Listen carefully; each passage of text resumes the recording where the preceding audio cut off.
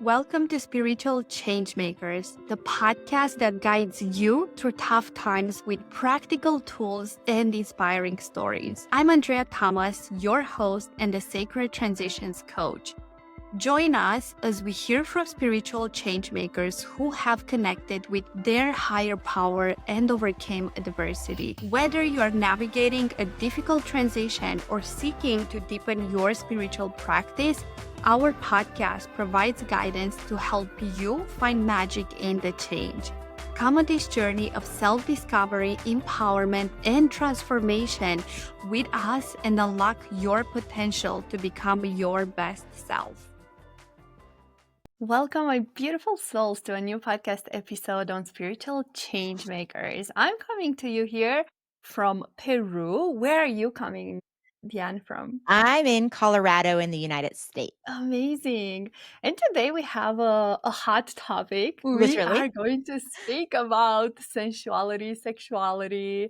And I'm very, very excited about this because I know I have been on this journey for a couple of years now. And I'm very keen and curious to learn and to hear more from Dr. Diane Mueller. So I want to welcome you, Diane. Thank you, Andrea. It's so good to be here and such an important topic we're talking about today. Yes, it really is. And for those that maybe you're hearing for the first time from Diane, I just want to introduce her a little bit so you know who you are listening from today. So Diane is a board-certified sexologist with dual doctorates in neuropathic as well as acupuncture and oriental medicine. She's the founder of the Sex Education Center, My Libido Doc, and you'll find that in the show notes. And she's the host of the Libido Launch podcast, where she helps monogamous couples create more passion, desire, hotter sex, and better communication. I love it. Welcome, Diane. Thank you. Thank you for inviting me. And yeah, it's so interesting, right? In this conversation around communication, like it seems like almost like cliche to say, but at the same time, most people are not talking about sex. And most people don't know how to talk about sex. It's so taboo. And when we look at surveys on people that are reporting to be extremely happy in their intimate and sex life, 92% of them are talking about it. So 90 Okay. of everybody that's surveyed that are like, oh, my sex life is the best. Everybody that reports that about their sex life, 90% of those people are talking about it. Now, the majority are not talking about it, but the majority of people in long-term relationships are also not saying, wow, dang, my sex life is just full of passion, right? We're taught that it goes away with, that passion, that hotness. It's like we're just told that that's normal, that goes away with long-term relationships. And I would argue that it's not normal, but it's extremely common. And so if we don't do something to come in and circumvent and say, hey, I am going to learn how to keep passion alive, I am going to learn how to talk about sex, then left to just like the devices of time, then it does tend to fade away for people. And so many people just accept it. And, my work is to try to help wake everybody up and help people have passion-filled relationships. And that's so important because I've had my shares in my relationships, and I had both sides. I had like super passionate, and then where there was pretty much no chemistry and no passion. And I was like, okay, I think we are not a match, and I would love to also hear from you, like if there is no sexual chemistry and you're just not a match in bed, let's be serious, because you can be a match or you cannot. Do you think that can be rectified, that people can actually work on that? I definitely think it can be worked on. I mean, I do think there are people that have this insane natural chemistry, right? But sometimes the people with the insane natural sexual chemistry aren't always the best people for us either, right? It's like, so sometimes we have people where there's this amazing sexual chemistry, but then when we're talking about other values and how we're both living our lives, and it's like oftentimes people can be in scenarios where, wow, there is like, insane sexual chemistry, and then all these other things are out of balance, which doesn't make for a good long-term relationship either.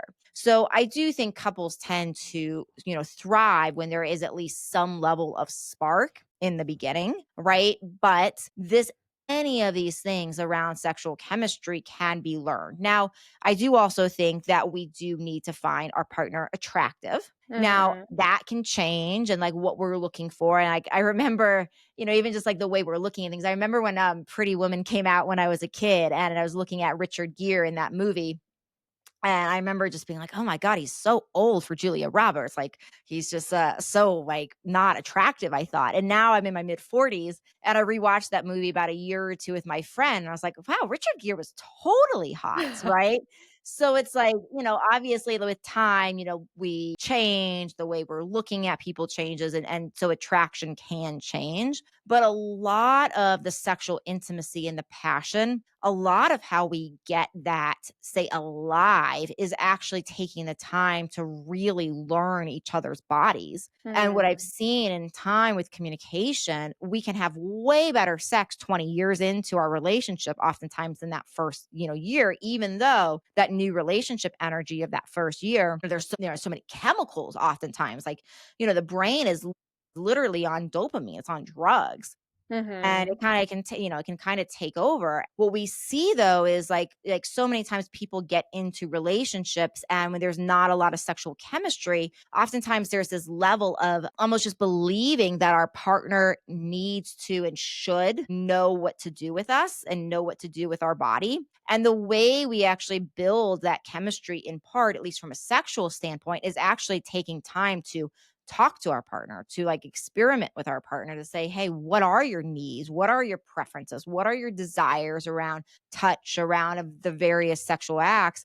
And then being open to creating a safe environment where we do these exploratory types of sessions and just saying, it's not about orgasm today. It's just about, let's just try this method and let's see how you feel about that. And let's try this and let's see how you feel about that. I think one of the worst things we can do for our partners is bring in, hey, this worked for that past lover. So now Mhm. I'm a good lover. And now I know how to give oral sex. And now I know how to touch a woman or a man. And we just bring that into our next partnership. And that partner has so many different, nervous system components. They have different needs, their Yeah. nerves, their body wakes up in different ways. So a lot of saying really getting that chemistry alive is taking the time to learn your partner deeply. And when you learn your partner more deeply than anybody else has before, you can definitely spark it. It just takes time and it takes communication. Yeah, because what was coming as you were sharing that Yeah. was first of all, I believe many people don't even know what are their needs and their desires. And I've been there.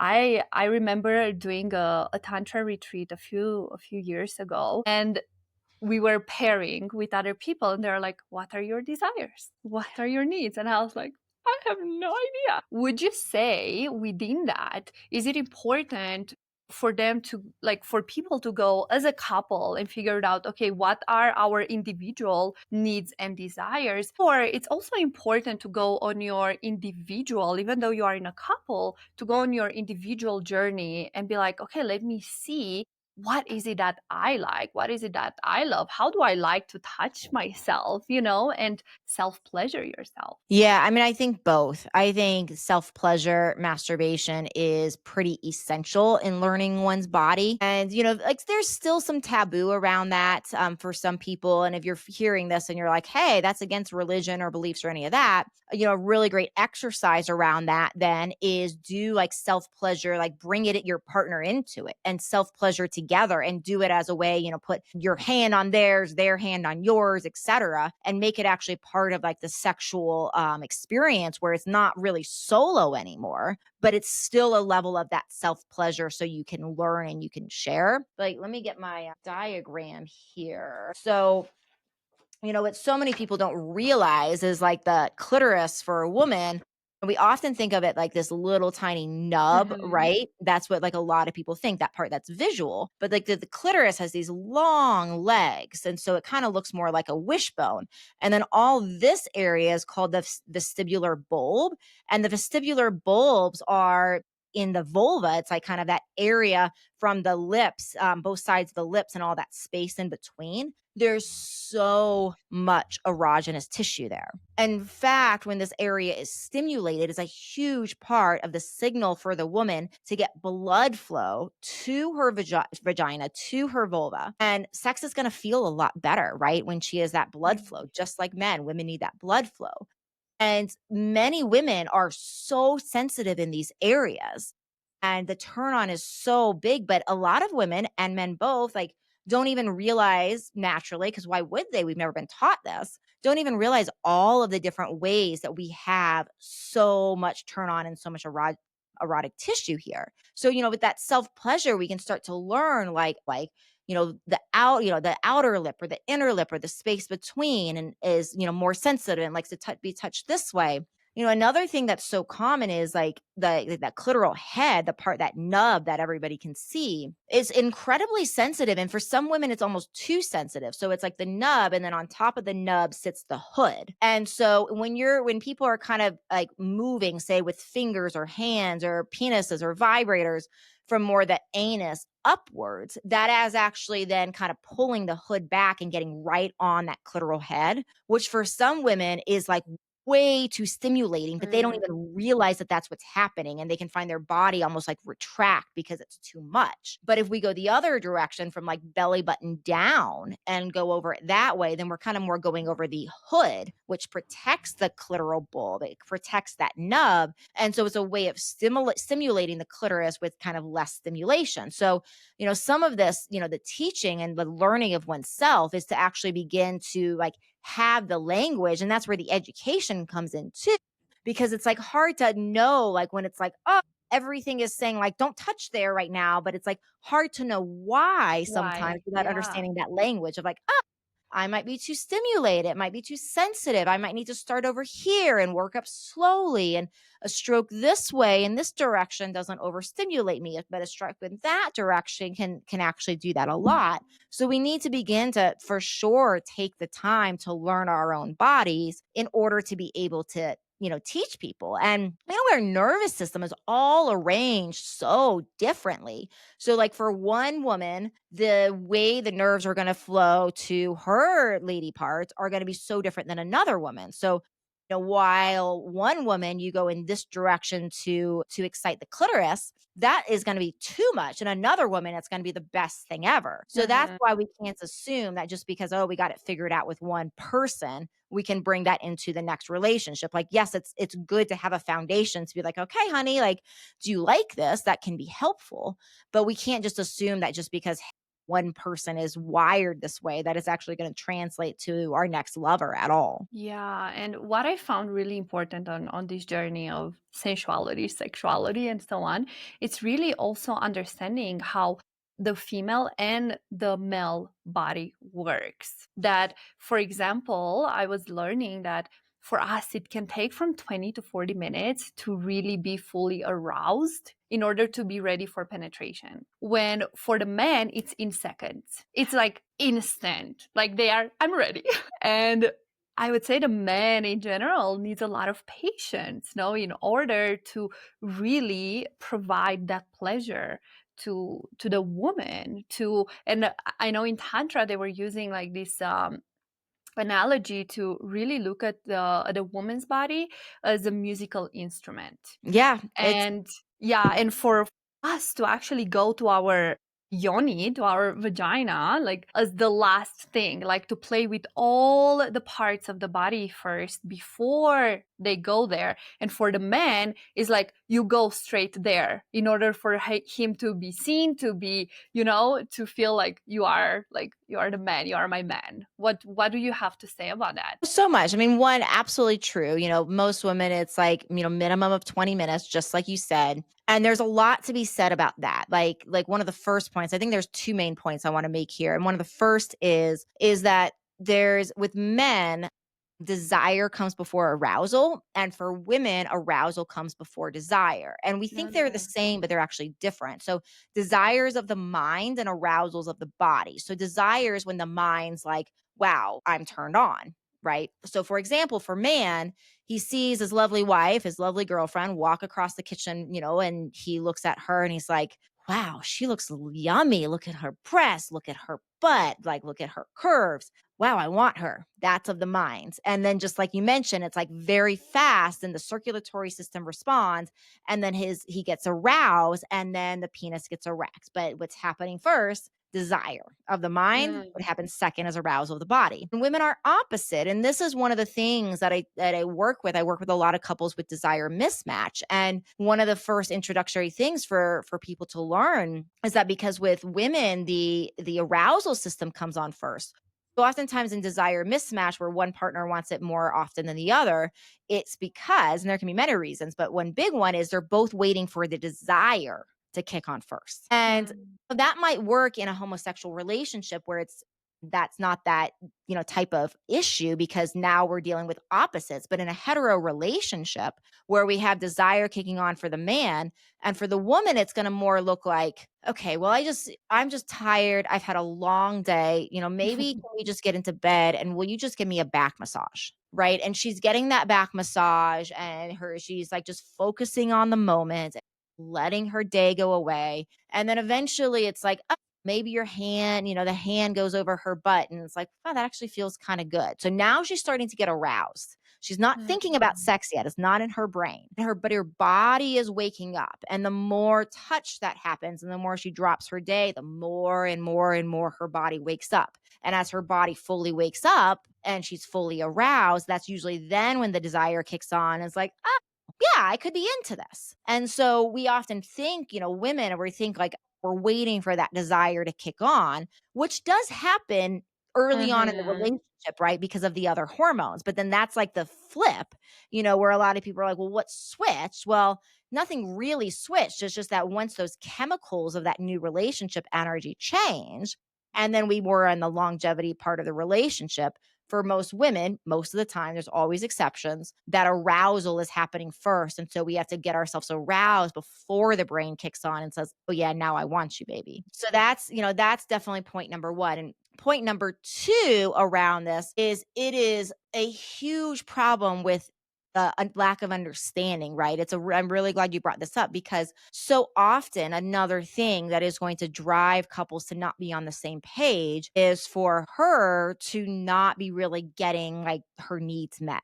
And that's Yeah. very common because of porn, because of movies, and all these scenes where we see like, oh my goodness, man like throws woman against the wall. He's like kisses her for 2 seconds, and then he's inserting her into six Go. seconds, and like, right? And they're both having the time of their life. The orgasms like rock stars. And, when it's over and they're both panting and so happy, right? And so men think women are supposed to be like that. And they're like, well, what's wrong with this? Like, why is this not working? And then women think they're supposed to be like that. So oftentimes they think they're broken. They think there's something wrong with them. They think they can't orgasm. They become uninterested in it. And a lot of the reason desire goes down for women, there's many reasons, but a big one can be that she's not giving herself, and they're not giving themselves that 20 to 40 minutes, like you mentioned. So there's not that time for her actually to get into her body and for it to start to feel good. And she's not going to probably reach orgasm if she's not having that, that 20 to 40 minutes. She's not. And so there's not a lot of reason then to like come back if it's like, well, that didn't really do much for me. So like why? Like I have a bazillion things on my to-do list that it just becomes something else on the to-do list that it doesn't get attended to. Yeah, and that's huge. And I feel that a lot of men don't have the knowledge, no, the understanding, and also the patience to really attune to her needs and not just his needs. And I would also want to add here that I know even for us that depending on the period of the month that we also have those periods where we want to be more slutty. And it's like, now I want the quickie. That happens too. So it's not always that no matter when we are about to be intimate, there always has to be between 20 and 40. And it really depends also on the period of the month that we are in, no? It can, it can. Like then, our menstrual cycle definitely tends to affect things. Like around ovulation is when, women naturally tend to be more horny. Mhm. I have not seen in my experience that that means that all women at that time are like good with a quickie by any means, but some women are. Yeah. Like I'm definitely talking like any of these things that I'm saying are all like common generalities, right? But that doesn't mean it's Mhm. true for every person and every time. In fact, sometimes even desire mismatch. We have women that are super horny and they want it all the time and their male counterparts aren't interested. So, these things they're common, but it can look a lot of different ways. And we do change over the course of our lifetime, like what turns us on and like how much time we need and what we want at 18 versus 20 versus 30, 40, 70, etc. It's going to be different. And so this is one of the reasons why that communication is so essential, like always to just have in our sex life and to not just assume that, okay, well, been with my partner for 10 years. So like, I got him like figured out. And now we just go like Mhm. rinse and repeat. We got to keep those change of communications on because it can change at different points of the month, but it can also change throughout our evolutions of life. And certainly we see major changes on for both men and women at menopause, andropause, those midlife changings for both genders. But really it's like the communication, and it's like, yes, for some women, there's that occasional quickie that like, yeah, I do want this. For other women, they're like, I never want that, right? Mhm. So that's where it's just we got to keep those lines of communication. And for some people it's like, okay, well maybe I don't want this now, but I'm happy to do this for my partner because it's hot for them, and we can do that, right? But I find that if we're always in that, hey, I'm giving, I'm giving, I'm giving, I'm giving, I'm giving, that's when it becomes problematic for most couples. Yeah. Yeah, and you have been working with how many couples so far, Dan? Oh, I don't know. I have 33,000 on my mailing list. So there's a Yeah. lot of people that find me in different ways. So I have truly no idea how many people Yeah.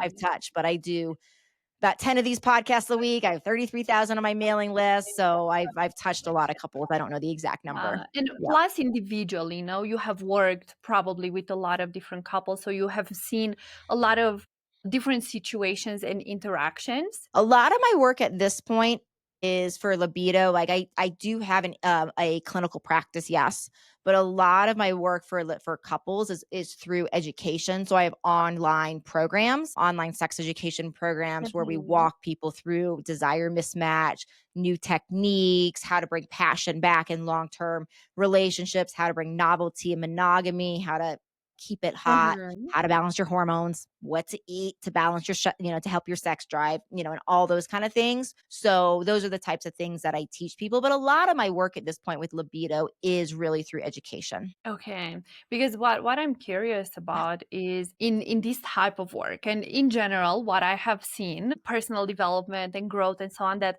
the majority the woman is the one that it's more open, and she's the one that, okay, let's find a solution, let's do something, let's. And what do you do when the man maybe it's not so open? I've honestly seen it go both ways. Like I've seen plenty. In fact, in the sex world, I've actually seen more commonly that men are the ones Mm, bringing their partners, but it certainly can go both ways. So I just really haven't seen it be honestly like that strongly polarized as far as one okay. gender, just in my experience. Mm-hmm. But definitely it's very common, right? That it's like people will have a scenario where the one partner is more interested than the other. And I really, I walk people through things, but a really great step is to, have a conversation to be like, okay, what does sex and intimacy mean to you? What do you get out of it? And like, why is this interesting? And the person that's more interested in it oftentimes will answer and say, like, well, I feel, I love the pleasure. I feel a release. It's stress release. I feel really close. It makes me feel spiritual. I feel like it's relaxing. I feel real connected to you. And so a lot of those things are like the reasons and the drivers. And one of the things we work to do is help couples actually see how much more on the same page they are than not. And so it's often when a person's saying like these are all the reasons that I'm interested in this, that the other person will be like, "Oh, well, I want to feel connected to you." And I want to feel like stress relief, and I want to feel like I just got to like relax more, and and all of these things. I want to feel pleasure. And so we actually realize, and we're getting to our whys and kind of the reasons behind things, that we're actually closer in alignment than what we think. So oftentimes an intro exercise I teach is like how to actually get back on the same page and say, okay, well, we actually are closer to wanting this than we think we are Mm, because, of all these different things. And then we can expand beyond there and say, all right, well, if we want these same things, what are the different ways that we can get it? And one person might be like, sex, sex, sex. And the other person might be like, okay, well, long walks and looking deeply into my eyes and cuddling and curling up and reading a book together. Sometimes when we're actually realizing that this is the other ways this person is going to get those needs met, and we start working together to be like, oh, okay, well, you get this way. We start to actually get some softening and like, let me make sure I'm attending to these needs over here. And when we're actually doing that and we come back on the same page, it's often that then people start moving back towards together to being on the same mm. page or a closer page within the context of their desire. Okay. And if there is no openness, probably what would you say? If there is no openness from either sides, because now Yeah. you mentioned that okay, in the sexuality world, it's quite equal. What do you do then? Well, like when you say no openness in what way? To like chat about No it or what? openness. Yeah, and I mean even if you chat about it, there is no action afterwards. Yeah, I mean, that's definitely a good time where people really need, I think, a therapist. And, my work is really in helping couples, but the couples do have to come to the education and my courses that I teach with a sense of like, this is important enough to me and my relationship is important enough for me to start prioritizing this. And there needs to be that foundational like sense of like, I love my partner. We might not be on the same page, but I see this is important to them. They are important to me. And so I'm going to show up here willingly and work to learn this. And if people are really just like not on the same page, truthfully, that is like outside of like, if they're like, wow, I'm just not open to this at all. That's really Mhm. not the type of person that I tend to work with. And what I recommend in those scenarios is they do work more closely in a one-on-one way with a therapist, with somebody Yeah. that is like really going to be able to unpack for them like what is going on here, why it's so close, is there like emotional or physical trauma in any way, right? Is there something that's actually blocking this? Because a healthy relationship, if things are really healthy, there is going to be a desire to be like, I care about this person so much that I'm interested in investing time in supporting what they care about, right? That is a Mhm. sign of a healthy relationship. And if somebody is not interested in that, it's like I really think there's a further step back of working with a therapist more intimately to be like, what is going on from that closeness? What is going on from that wound to prevent somebody from being interested? And it's not to make somebody wrong here. We all have Mhm. our reasons, but it's just to say, like, hey, that's a big red flag that there's some sort of problem like downstream that's really important to look at and figure out and fix before you can move forward. Yeah, very good point. Thank you. Thank you for Yeah. sharing. Yeah, absolutely. And going back to like the passion within the partnership, the couples, what would be some of the tools, the tips that you're like, okay, this is something super simple that you can start doing to really bring that back into their lives. One of the most foundational steps is really talking about it. Like I said, 92% of Oh, people that are happy is talking. So, from an actionable step, then for your audience, the question then mhm. is like, well, okay, how to talk about this, right? Because it's so taboo. And Yeah. oftentimes people like when I say talk about it, like I never just say that because if I just said that, people would have a tendency to like go and be like, oh, well, I'm going to tell my partner about this thing they did 2 weeks ago and I didn't like it at all. Like, I want that to be different, right? And that's normal, right? Most of us humans, we have a tendency to notice, like, well, I didn't like that, and I didn't like that, and I didn't like that. So that is oftentimes the tendency. And we see in sex, and when talking about sex, is there's three different major threats that come up in the conversation. I'm going to put that aside for 1 second and say something first, which is in a non-sex type of conversation. So let's say we have to talk to a partner about, oh, they've been late, 17 times and we're getting really annoyed about that. And we have to talk about that. Right. So if I'm going to bring that up, then what we see in couples research is that there's three threats to the relationship. If I bring that up, there's a threat to me, there's a threat to my partner, there's a threat to kind of that shared space between us. And all of those threats are pretty equal. They like the risks Mhm. that I'm going to get hurt, they're going to get hurt, the relationship's going to get hurt is all pretty equal.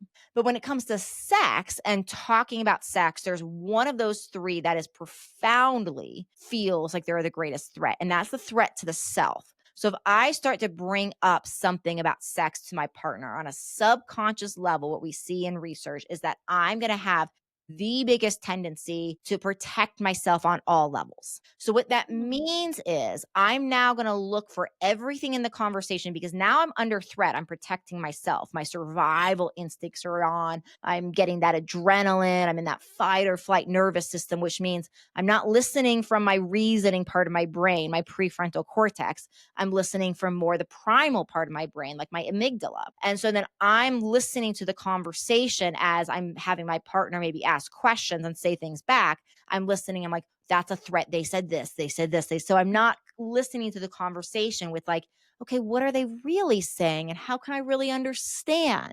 And so, one of the first things we want to do in these conversations is get rid of the threat, right? Help it to be safe so that we're having these conversations from a place of like genuine curiosity, using our reasoning centers of the brain to like, do I understand them? What are they saying? And so, we have to start these conversations by first talking about the things that we love. Mm. And, and I get this in part from researchers like the Gottmans at the Gottman Institute that have done a lot of research on couples. And one of the things they have found is that for every five positive things that a couple says, you can say one, I want to change this kind of thing. Right. And if you get that ratio skewed, if you start doing like 5 to 2, right, then the relationship, that's a very big predictor of relationship risk and relationship problems. And so with sex, because it's taboo and because there's this like extra concern about protecting the ego, I really recommend that people have said 7, 8, 9, 10 things they love over a period of time, not even in the same session, before they even say one thing they want to change. Now, the exception is if something is like you've been having sex and something is like, oh, that's actually hurtful or harmful, like you want to say that right away. But if we're talking like, the way you're doing this, it's just not doing anything for me. I just don't really like it that much. Like, and you've never said anything, you've been enduring it for years. Those are the kind of things that it's like better to say, let me talk about all the positive things. Let me talk about the things I love and be very specific, not like, I love the way you kiss me. I love the way you kiss my neck. I love the way you kiss, you work your way down and kiss my breasts. I love the softness of it. I love the way you work your mouth over my nipples. And this is what it does to me. And so you're really taking the time to do Mhm. that. And you want to have, 7, 8, 9 opportunities of doing this before you even ever say something around like, and I think that other thing, we should get rid of it. So it's doing two things. Like, one, when we start talking about all the things we love, oftentimes you get more of it. And sometimes when you've talked about Mhm. enough things you've loved, those things that you're like, well, I could do without that, sometimes they just go away and your partner forgets about them because now they're focused on all these things you love. Sometimes you don't even have to ever bring them up. But the other thing it does is so that when you do bring them up, now you've had so much positivity where your partner starts to be trained around like, oh, talking about sex is safe. Talking about sex, I feel good. Talking about sex, I'm learning about all the ways I'm a great lover. Talking about sex makes me feel like I'm so appreciated by my partner. Right. And so once we have enough of that, then if you bring in something every once in a while, it's like, and we got to let go of that. It doesn't have the same impact on that like fight or flight because you've set such a precedence around like, this is safe. My partner loves me. My partner's telling me all the things I'm doing right. So every once in a while, if they bring up a small thing, no big deal. I already know that they love so much about what we're doing in our Mhm. intimate space. So that's a really helpful. And there's, more layers we get into with communication from there. But that's what I've seen to be like one of the foundational skills that we build on is just to make that safe and comfortable for people to start talking about. This is huge, and it takes me to like what you appreciate expands. No, it's like really finding that appreciation. And and looking, I would say, like being intentional to look for those things that work, because our mind automatically it's gonna go to what's not working, to what is wrong. So I think it takes some effort there, no, in order for us to really like take some moments and be like, okay, what is it that I truly love? Yeah, exactly. I mean, that's, as survivor species, as animals, humans, we are designed to look out for threats, to look out for like that needs to change, that needs to improve. And you throw in anybody that's growth oriented, right? That is like looking to grow as improve as a person, which is great. Yeah. But anybody that's growth oriented is constantly going to be analyzing, like, okay, well, I could improve there and we could improve there, which is a beautiful thing. But we can go so far down that we take, we approach it from this way that's actually that's very dysfunctional, instead of Yeah. saying like okay, well, less almost like in from the world and the teachings of gratitude around, it's not just about like thinking, hey, I'm grateful for my partner, my family, yada yada. It's actually feeling so immensely in our body that state Mm. of gratitude, right? It's not just in our head, it's in our entire being. And that's how we want to approach these conversations, where we're just feeling so deeply everything that we love about what our partner's doing for us and how they're showing up for us intimately, that when we share this, they can feel it. And we start to reprogram ourselves too, to be like, actually, there's a lot that's good here. And we start to build from what's great, and we're going to change and improve and grow from there. But it's a very different way to grow and improve a relationship from a growth mindset, to say we're taking the foundation that's good versus almost looking at the foundation and be like, oh my God, it's so shaky and there's all these things. Like, it's just a very different orientation to improving things. It's like what you focus on expands. Now it's Yeah. like really reminding people that. So place your focus on what's already good, unless of course the relationship, already it's a toxic relationship and you just need to get out of there. That's a different thing. Yes, there's always that exception we have to name for sure. Yeah, yeah. And I would love to hear that. And how do we bring more novelty back into long-term relationship? Because especially after you are like, I had 2 7-year relationships, and after you are together for so long, it's like, okay, what else? Like you bring like toys in your sexual life, you bring some role plays, like what else? Like what can you bring to make it more spicy? Yeah, I mean, you're already hitting on like a couple of things, right? But the fundamental thing is understanding what is actually driving desire and what's happening in that new relationship energy when we're falling in love and all of that, that fun feeling. Well, in that period of time, we are high on dopamine, and dopamine is that kind of reward chemical, but dopamine is also our motivation chemical. So in that new relationship energy, what is happening is everything is about kind of like the space and the newness. So for example, it's like, okay, well, we met them, we think about like, okay, are they going to call or text? And they're on our Mhm. mind. It was like a super fun meeting. Are they going to call? Are they going to text? We're thinking about it. As we're thinking about it, dopamine is going up. And then we get that first call or text, and boom, dopamine goes crazy. And then they ask us out. And now we're back to square one with dopamine. Like, okay, what's going to happen at this date? Is it going to be good? Are we going to kiss? Yada, yada. And we get to the date and it was good. And we have this kiss. So dopamine's driving up through till the date. Then we get that kiss, boom. And that happens literally with everything that is new in the beginning. The first time we make love, the first time we go on vacation, the first time, first time, first time, first time. It's all that anticipatory dopamine and then the reward for getting it. And Mhm. so, what happens when we combine our lives, when we share keys to each other's places, when we buy property, when we rent property, when we move in together, however, we start combining our lives so that all of a sudden, we know their schedule. There's like accidental, there's like these normal bump ins, right? That are non scheduled bump ins in the kitchen at night. Like we just plan on, we just know we're going to see them. And at that point, we're not having any of that anticipation. So there's Mhm. none of that like dopamine, because it's like, well, I know I'm going to see them. So brain's not thinking anymore around like that next thing. And then of course there's not that novelty. So the novelty goes away. This is when I find long-term couples do very, very, very well to have scheduled sex dates And I'm not saying like people resist this oftentimes. And I'm not saying that you have to schedule every time by any means. You can still have all the spontaneous sex you want. But the benefit of having scheduled sex dates, first of all, it does put it in the calendar as a priority for people. But second of all, it gives you opportunity to think about novelty. So I have a novelty checklist for people. I call it my yes, no, maybe checklist. It has maybe like 100 different ideas on there.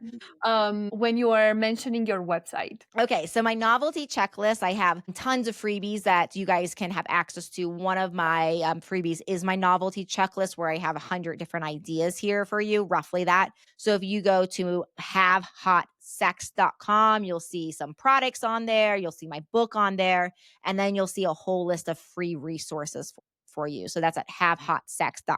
And that's where you'll find my novelty checklist. But the idea of this is to start to go through and think about, okay, well, what things would you be interested in experimenting with? And then how to do this from a date night and your fun, sexy novelty date night is to actually bring back that passion. It's not just like, okay, we have our checklist and now we have our thing and we're not going to put that on the shelf and not think about it till Friday night at 5. It's okay, we have our thing. And now the goal of how we bring that passion back in part, just like with that new relationship energy, is to let the brain think about it and like, okay, what's going to be fun about that experience? And what do I want to do different? And what would make it exciting?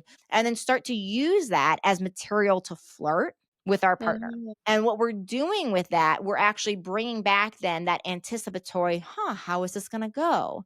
What is that going to be like? That is actually stimulating that dopamine. And then when we get it, we get that big release. So it is about, bringing in some new toys for sure. And, or not necessarily new toys, it can be, but new experiences. But it's Mhm. also about how we're utilizing this and how we're actually, instead of saying, okay, well, we're getting into bed, honey, I brought this toy, just like whipping it out last moment. It's more around like how we're going to use that as a way of building up that That anticipation oh, and yeah. that flirting. So we get that dopamine and then we go there. And it's like the idea with a checklist is to give people enough things, enough variety where it's like, okay, well, it's like you will run out of things eventually, right? Like there's only so many things we can think of. Mhm. But if you have enough of them and you're like cycling through them only like a couple times a year, and you can still keep a lot of that novelty alive because it's like, oh yeah, we haven't done that in like a year. So it still has some of that new fun energy with it. Yeah. So in that way, when you apply these things, you do not need to look for a new relationship in order to get to that dopamine that you get at the beginning. Correct. Yeah, exactly. And it's like it's for sure the easiest way, right? I think that's why people are Yeah. addicted and that's why serial monogamy is out there, right? People like that are constantly in these, monogamous relationships just jumping from one to another. There is an element of that's very alluring cuz that energy is like yummy, right? Everybody knows that. Mhm. But the other thing is the longer you're with somebody, not only with the novelty, if we are taking the time to really learn each other's bodies. That takes time. And the more we learn, like, okay, she or he needs to be stroked in this way for this amount of time. And it's like this, and this is what my tongue does, and Mm. all of that. That's where we can get actually better and more profound at sex with the longevity of the relationship because it takes time. It's like we're not going to pick up a guitar and become an expert at the guitar in a month or even a year. So the more we're like, wow, I'm really going to, use the analogy of an instrument earlier. It's like I'm really going Mhm. to learn the instrument of this other body. That's going to take Yeah. time to be an expert at that. And it's not something we're going to often master in even a year or two. Yeah, and this takes me to like quality over quantity Yes. because the quantity I think it's superficial, no, and it's shallow. I feel it's more of like that instant gratification to get those feelings, but on the long term, it's not fulfilling. Certainly not for me. Certainly not for me. And I've tried open relationships twice in my life. So I feel like I Mhm. talk about it from a very personal as well as professional experience. And I know like some people do well in those kind of relationships, but in my experience, the majority of people do better in a committed type of relationship. And oftentimes I think people are chasing that openness because they don't know how to have that passion Mhm. inside their monogamous relationships. But that is why I do the work I do, is to teach people just, that are interested in like, yeah, I do want to be with this person. I do want to keep my life, closed this way, but I also want to have an incredible amount of openness and love with this one person. So how do I do that? Yeah, and so important, so important. And I've only had monogamous relationships. I've never been in an open relationship. I've always been like this super traditional, you Yeah. know. I've seen them. I've had people around me having open relationships, but I never felt it. I'm like, it just doesn't feel good for me to be in that type of relationship. And it's a very individualistic journey, no? It is, it is. And, and there's definitely a genetic wiring potential there. Like there's been studies on a lot of those studies on monogamy are done on prairie voles, which mate for life, the animal prairie voles. And what they have found on these studies is that when they change a receptor, a chemical in the brain called vasopressin, when they basically do something to make the vasopressin activity go down in the brain of these prairie voles, all of a sudden a prairie vole that mates for life is going to start having sex with whatever prairie vole it wants. So Mm. there's been some thought, it's like we haven't done the same studies. That would be very detrimental to do that type of study on a human. But if we take that and say, okay, there's potential implications from a human brain because we have the same, receptor, and we know it does work in a bonding way for humans. We could say that, okay, well, it's likely then that maybe people that are genetically born with say, a vasopressin system that is not as strong might have more of that tendency to be naturally wired for a more open relationship. So we do think there is that genetic Mhm. tendency. And I do think that's probably true. But I also think, like I said, I also think a huge portion of this is just people not that they can still continue to have hot sex. And because I think couples oftentimes look to their friends to be like, okay, well, are we okay? Be like, well, how often do you have sex? How often do you have sex? And, that friend's saying once a month, that friend's saying a couple times a year. And so, if you start hearing stuff like that, then it's just like, okay, like this It's is normal. This normal. is what's supposed to happen versus actually realizing that, yeah, it's common, but this doesn't mean that this is a sign of a healthy relationship and we can actually take steps to get back there. Yeah, yeah. So really questioning, no, like questioning the things that we are perceiving as normal and then taking charge of like, okay, things can be different if that's what you desire, no?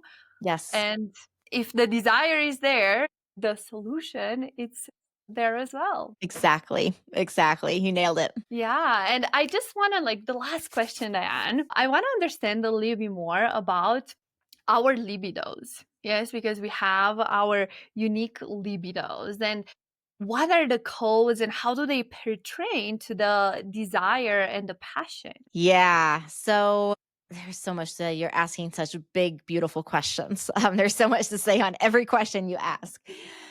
So we have one thing to mention is we do have libido codes. So libido codes just are like kind of our sex languages. And so the libido codes, like a lot of people have heard of the love languages and the love language book by Gary Chapman, which is looking at, oh, how does one person portray love and how do they express love? And one person might express it in one way and another person might express it in another way.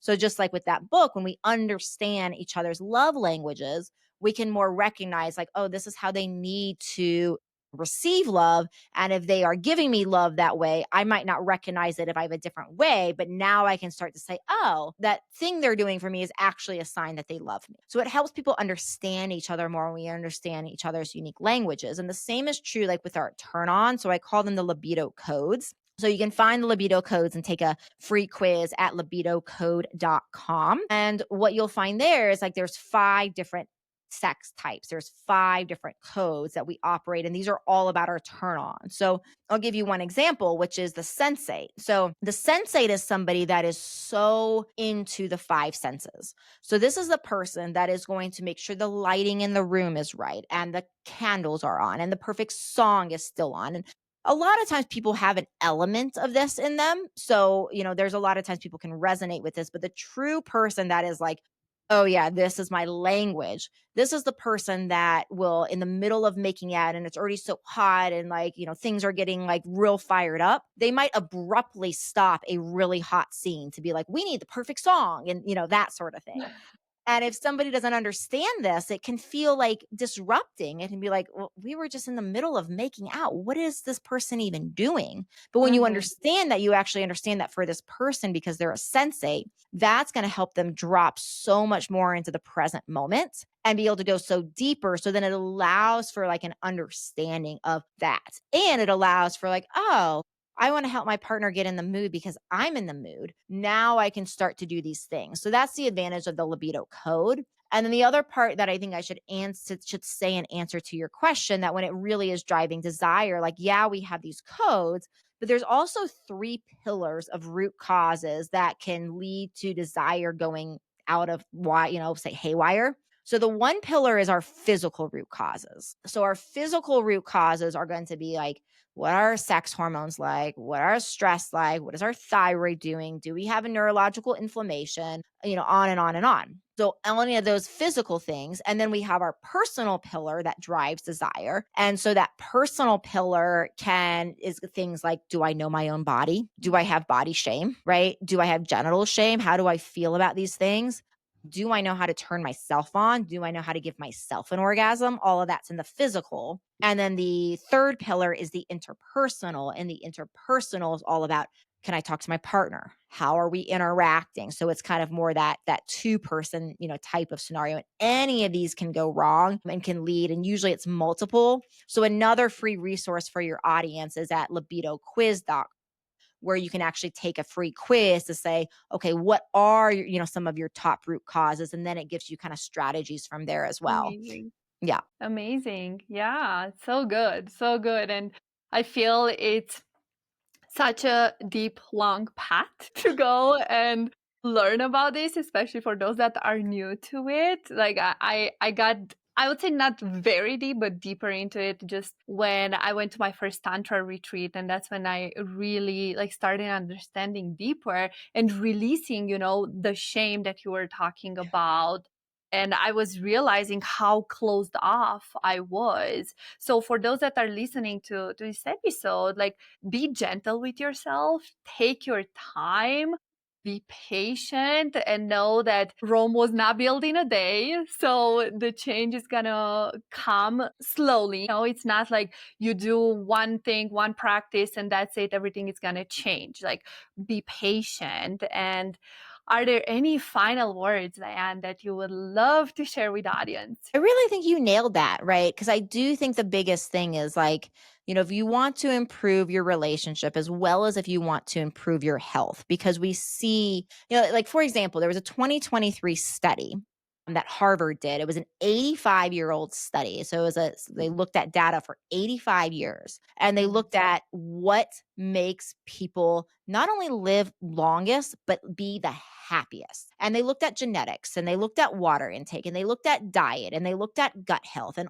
on and on and on and on, exercise and sleep and all of these factors. It was such a major study. Out of everything they looked at, they found that there was one clear thing that led to better health and better happiness. And that was the quality of their relationships. And Mm. so, when we are in relationship with somebody we care about and then we have not prioritized them in many ways, it's actually not just affecting the relationship, it's actually affecting our own health. Would my life be beneficial? Would my life improve if my relationship was brought to the next level? Wherever you're at, just imagine at the next level. And if it would, then it's worth taking a step to say, let me work on my intimate life because it's not just about you, it's about your partner, it's about your family, and it's about your Yeah. longevity and health. And certainly go check out my free resources. That is why they're there. You'll find them at havehotsex.com. And that's a great free way of getting support and getting started with care. Yeah, amazing. And they will all be in the show notes. And Thank you.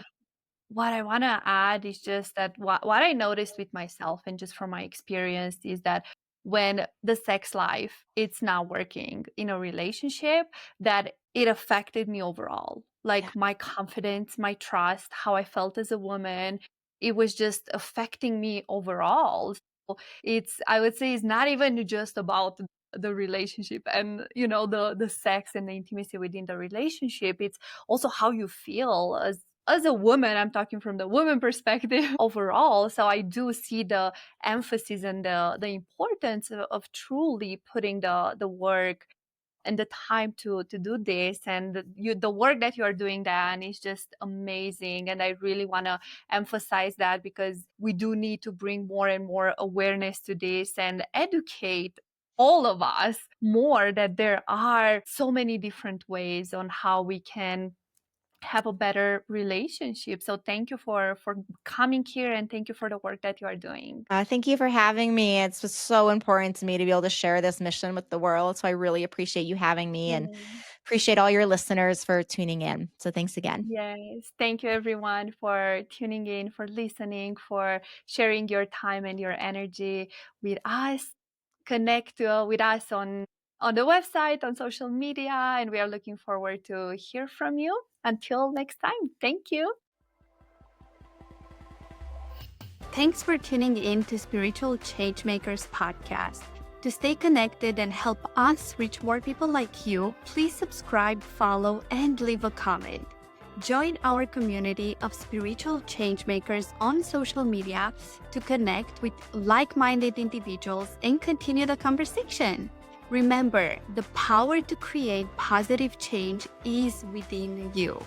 Keep showing up as your best self, and let's keep the magic of change alive. Until next time.